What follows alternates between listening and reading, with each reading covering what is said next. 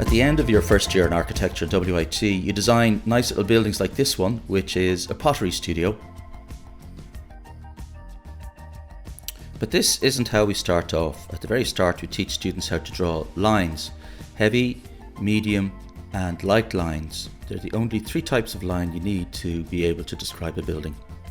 First, we do them horizontally, but then we do them vertically. And then when you're tired of drawing lines, we teach you how to use a coloured pencil. So we get students to colour in sheets and sheets of paper using their coloured pencils until their shading technique is nice and even. Now, there is some method in our madness. Students have to be able to shade nice and evenly and to draw good quality lines so that they can draw a section. And in WIT, we focus on the technique of designing space by using a section. Here we're drawing a section through a very simple building. It has a timber finish on its end wall. I'm going to use some guidelines here to help me draw some shadows onto that end wall, which will give me a sense of depth. And when I've done that, I'm just going to use my heavy line to outline the building fabric and give it more of a sense of presence. It always helps when you're starting out to add in some context, like some sky and these trees. Now, you'll automatically know if your drawing technique is beginning to work for you if you get that sensation that your section is beginning to come off the page and come out to meet you. This year, our first year students were asked to design a pottery studio. So we've put our potter right in the middle of the space, which is where a throwing wheel is, and we're going to give her a really nice view, and we're also going to give her the chance to work in some nice diffuse overhead light.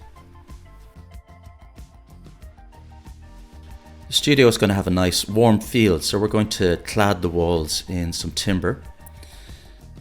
Now here we're going to do a little trick that architects use, is we group all the service spaces, that's the storage rooms and mechanical rooms and so on, and we put them all together and we turn them into a kind of a threshold or an entranceway into the building.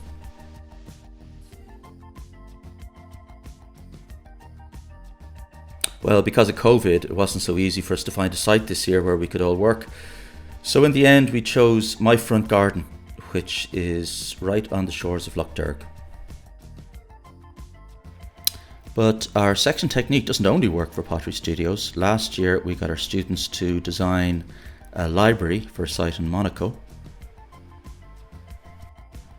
In this version of the library, we actually put the reader in the centre of a very big reading room, surrounded on all four sides by piles and piles of books. In fact, it feels a little bit like the room is made from books. The site last year was really spectacular. It was on the rock in Monaco overlooking the Mediterranean. These are our students designing their buildings.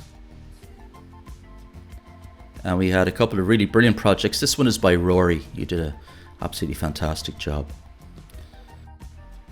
But before Rory got a chance to design cool libraries in Monaco, he was learning to draw lines just like everybody else. So he started like this and he ended like this.